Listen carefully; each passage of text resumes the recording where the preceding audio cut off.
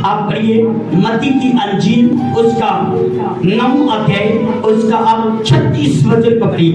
मत्ती की अंजील उसका 9 अध्याय उसका 36 वचन। प्रभु को एक बात की बहुत चिंता होती है। प्रभु को क्या हो रही है? चिंता। किसको देख के? भीड़ की तरफ देख के।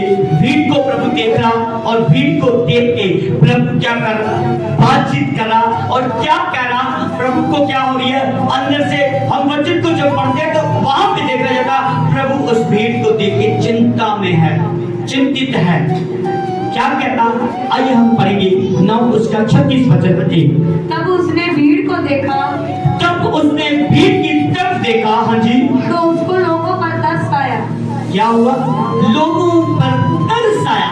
यहाँ क्या है? परमेश्वर चिंतित है, वहां पे परमेश्वर को तरस आया। हाँ जी, क्योंकि वह उन भेड़ों के समान जिनका कोई रखवाला ना हो, कहना उन भेड़ों की समान जिनका कोई रखवाला ना हो। हाँ जी, व्याकुल और भटके हुए से। क्या थे? व्याकुल और भटके हुए थे। बोलो आमीन।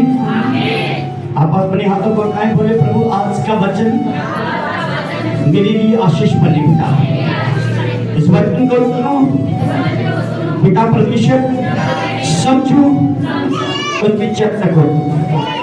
हालेलुया, बोलो हालेलुया। मैं उस वचन के ऊपर चल सकूं। जब आप वचन के ऊपर चलोगे, प्रभु यीशु मसीह जब भीड़ की तरफ देखता है और देख कर क्या कहता, उसे चिंता होती है कि ये किंचित है, भेड़ों की समान है, ये भेड़ों की समान है और भटकी हुई है। और ये भेड़ें क्या है? व्याकुल। व्याकुल कौन होता है? चिंता में कौन होता? जिनका कोई रखवाला ना हो। व्याकुल कौन होता है? जिसके सिर पे हाथ ना हो। लोग कौन है? लोग प्रभु को जानने वाले लोग हैं, पर वो क्या है? अब भटके हुए। प्रभु कह रहा कि ये कौन है लोग? ये भटके और व्याकुल लोग हैं। मेरे अजीजों, आज सब एक एक इसको वचन को बड़े ध्यान से सुनेंगे तो आज के बाद हम क्या करेंगे? भटकेंगे नहीं, बल्कि हम क्या करेंगे? अपने स्टैंड को बरकरार रखेंगे। जो अपने स्टैंड को बरकरार नहीं रखता, जो अपने स्टैंड को बदलता है बार बार, कभी इधर कभी उधर, मेरे अजीजों, वो कभी भी इंसान आशीष नहीं पा सकता। वो कभी भी अपनी भक्तों की तरफ कभी बढ़ नहीं सकता। प्रभु का वचन जेकर आप परमेश्वर का वचन उसका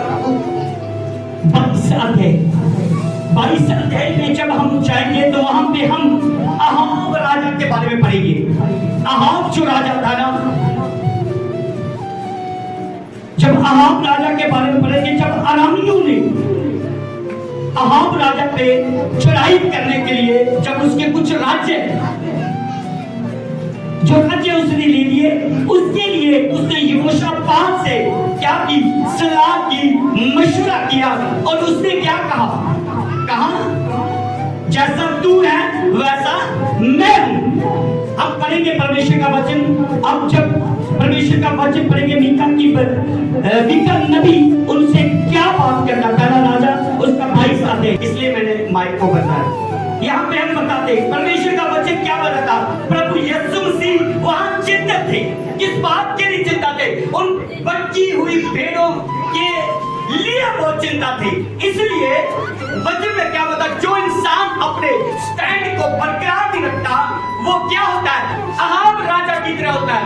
अहाब राजा ने अपने स्टैंड पे वो बरकरार नहीं रहा। प्रभु का वचन कहता है कि अहाब क्या हो गया? नाश हो गया था। बोलो आमीन, बोलो हालेलुया। और ये परमेश्वर का वचन पहला राजा उसका 22 अध्याय उसका 1 वचन से वचन को शुरू करेंगे। हाँ जी। 3 वर्ष तक अरामी और इस्राएली बिना युद्ध के रहे। क्या 3 वर्ष तक अरामी और इस्राएली बिना युद्ध के रहे? हाँ जी। तीसरे वर्ष में यहूदा का राजा यहोशापात इस्राएल के राजा के पास गया। क्या कि तीसरे वर्ष में कहते यहूदा का राजा यहोशापात था, इस्राएल के राजा के पास गया। किसके पास? इस्राएल के राजा अहाब के पास गया। हाँ जी। तब इस्राएल के राजा ने अपने कर्मचारियों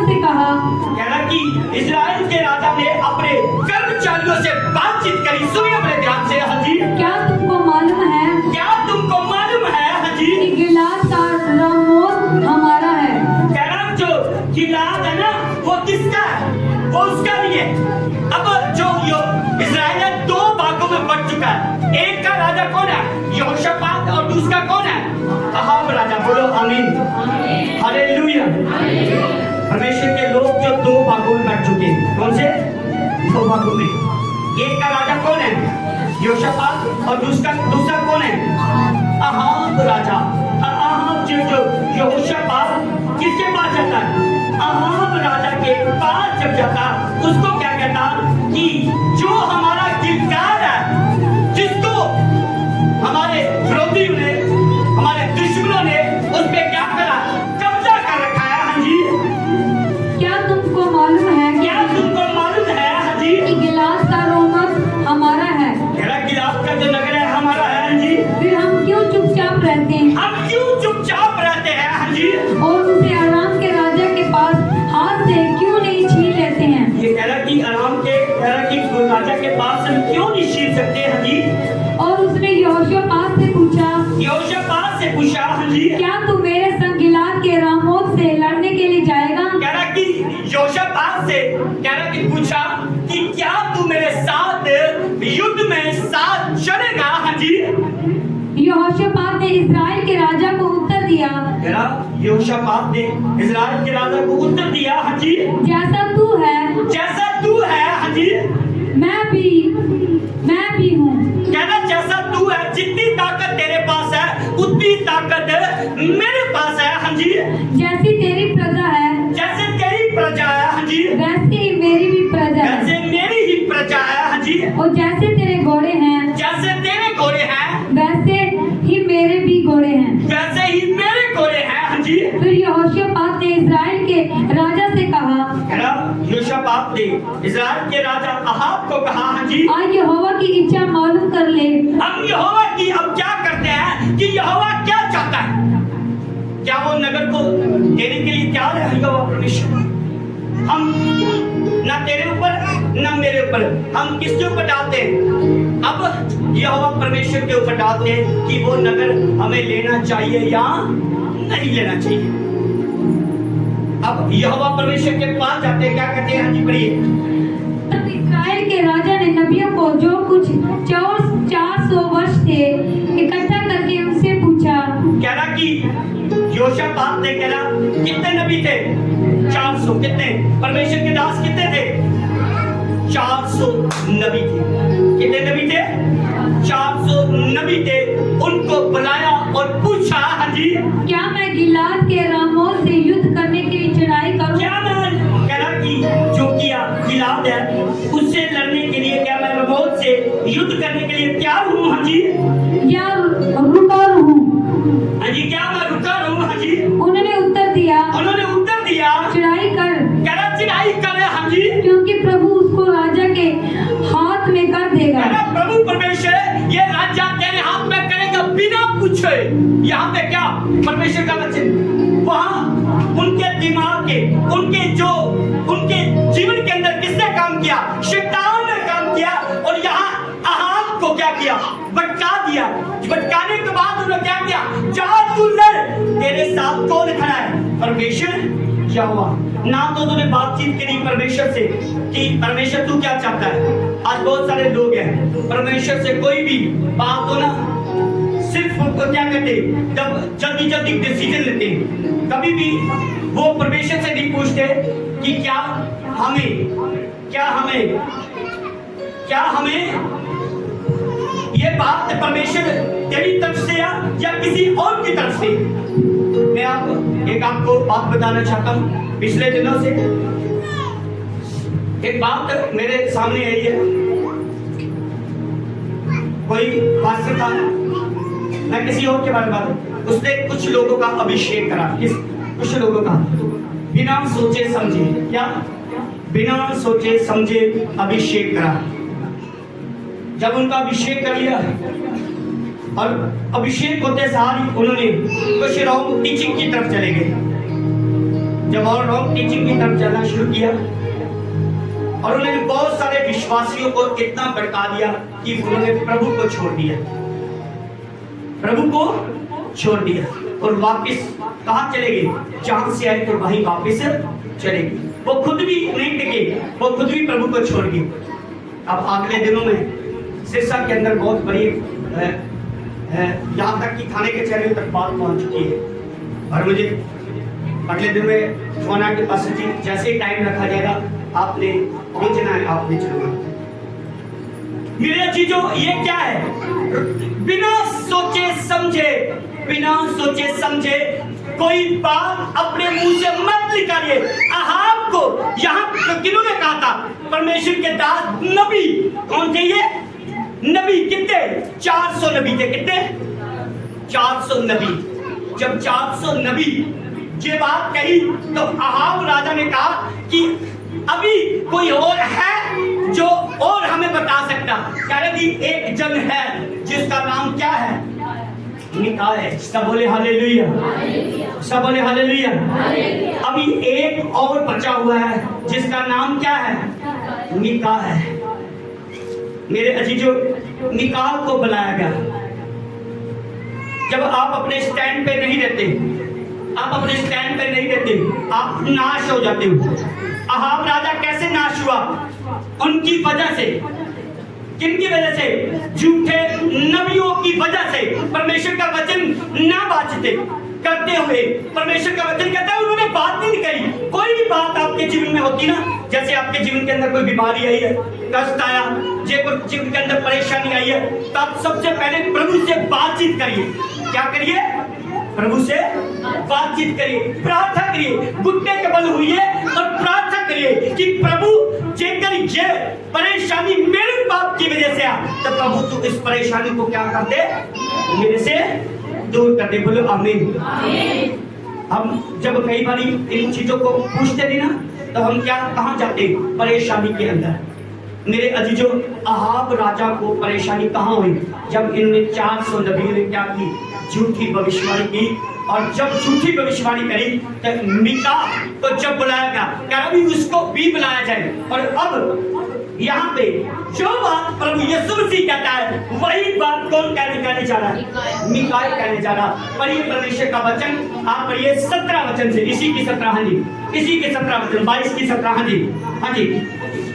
मिकायाह ने कहा मुझे समस्त इस्राएल बिना चरवाहे की भेड़ बकरियों मुझे समस्त इस्राएली को बिना चरवाहे की भेड़ें दिख रही है। किसकी?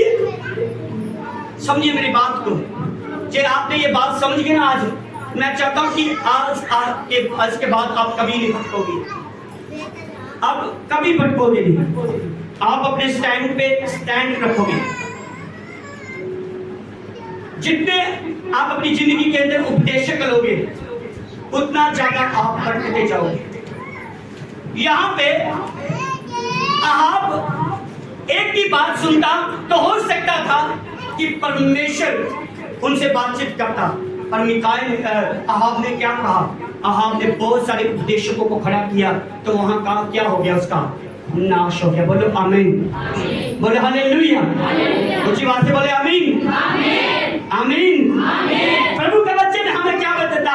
मिकायाह कहता मैं क्या देख रहा हूँ कि जो इस्राएल की समस्त लोग हैं बिना चरवाहे के घूम रही है। हाँ जी, पहाड़ों पर तितर-बितर देख पड़ा। कैसे मैं देख रहा हूँ? जैसे पहाड़ों के ऊपर कह रहा कि भेड़ बकरियां फिरती है, वैसे ही बिना चरवाहे के ये भेड़ों को मैं देख रहा हूँ। हाँ जी, और यहोवा का यह वचन आया। कह रहा यहोवा का वचन ये मेरे पास आया। हाँ जी, यह तो अनाथ है। ये तो क्या है? हालेलुया, हालेलुया, सब बोले हालेलुया, हालेलुया। सामरी औरत को प्रभु यीशु मसीह क्या कहता? तू 5 पति कर चुकी है, तो ये शटा है वो भी तेरा नहीं। आप समझिए मेरी बात को। प्रभु का वचन इसलिए हमें दिया कि हम चौकस रह सके। क्या रह सके? चौकस। कई बार हम बिना वचन के हम क्या होते? भटकी हुई भेड़ों के समान हो जाते हैं। बिना वचन के उनको नहीं पता कि वचन क्या कह रहा है, उनको नहीं पता कि प्रभु यीशु मसीह कौन है, उनको नहीं पता कि प्रभु यीशु मसीह इस संसार में क्यों आया। पिछले दिनों में मैं YouTube पे वीडियो देख रहा था, उस पे फेसबुक पे कुछ लोग पर्चे बांट रहे हैं, बंदगियों के पर्चे बांट रहे हैं। उनसे पता बातचीत क्या करें? एक आदमी ऐसा आए सामने जो प्रभु यीशु मसीह के बारे में सब कुछ जानता हो, वो हमसे बातचीत करे। अब कम से कम 15 लोग 10 लोग और सब पीछे खड़े हुए, उसको फोन कर रहे हैं, उसको फोन करे, हमें उसने भेजा, नॉट कॉलिंग, मतलब कॉलिंग के बिना। आप वचन कर रहे हो, आप वचन बांटने के लिए आए, आप किसी की मर्जी के नहीं, आप परमेश्वर की इच्छा के अनुसार आए, तो मतलब आप प्रभु के बारे में सब कुछ जानते हो, आप प्रभु यीशु मसीह की सारी इतिहास कथा को जानते हो। जेकर आपको पता नहीं है तो आपको खुदा का वचन उठाने का कोई काम नहीं है। सबसे पहले आपको जानने की जरूरत है, सबसे पहले प्रभु यीशु मसीह। आप सबसे पहले प्रभु यीशु मसीह को जानो कि वाकई में कल को कोई आपसे कोई बात पूछे तो आप फटाक दरी उसको क्या कर सको, प्रभु के वचन से बातचीत कर सको। बोलो आमीन। वो काफी